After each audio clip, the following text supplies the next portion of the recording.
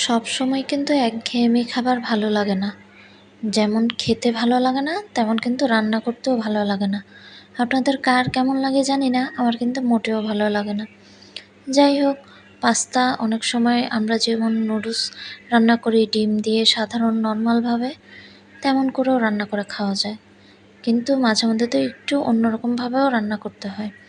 যাই হোক, আমি এরকম পেনি পাস্তা বলে এগুলিকে আমি নিয়েছি। নিয়ে প্রথমে লবণ দিয়ে তেল দিয়ে আমি ভালো মতো সিদ্ধ করে নিয়েছি। তারপর একটা ফ্রাই প্যানে আমি tomato sauce, soya sauce, barbecue sauce, গোলমরিচের গুঁড়া এগুলি দিয়ে ভালো মতো ভুনে তারপর ক্যাপসিকাম দিয়ে এগুলিকে ভালো মতো নেড়ে চেড়ে এই সিদ্ধ করা পাস্তাগুলো দিয়ে চিলি ফ্লেক্স দিয়ে রেখে দিয়েছি। আরেকটি ফ্রাই প্যানে আমি 2 চামচ তেল নিয়েছি। আপনারা চাইলে এখানে বাটারও নিতে পারেন। তারপর সাথে 2 চামচ ময়দা নিয়েছি। ময়দাতে ভালো মতো তেলের সাথে মিশিয়ে নিয়েছি। তারপর অরিগ্যানো, চিলি ফ্লেক্স দিয়ে তারপর এখানে প্রায় 2 কাপের মতো আমি লিকুইড দুধ নিয়েছি।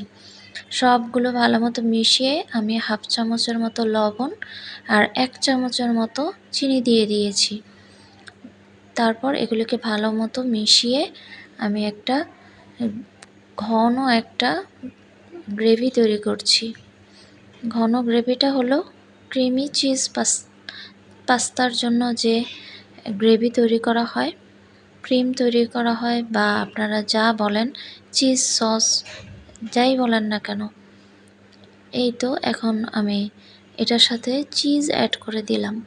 আপনাদের ঘরে যেমন চিজ থাকে, কিউব চিজ বা মোজারেলা চিজ যাই থাকে সেগুলি দিয়ে এই তো ভালো মতো মিশিয়ে নাড়াচাড়া করে এখন আমারটা রান্না হয়ে গিয়েছে। তারপরে এই যে পাস্তার উপরে ভালো মতো ছড়িয়ে চারদিকে দিয়ে দিচ্ছি।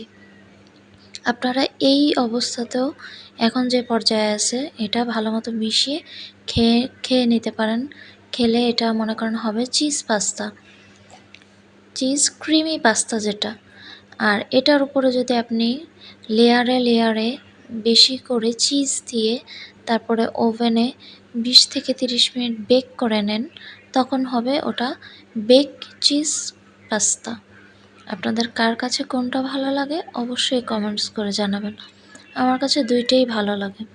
যাই হোক, আমি দুইটার মাঝামাঝি পর্যায়ে আমি রান্না করছি। আপনাদের দুইটা পদ্ধতিই বলে দিলাম।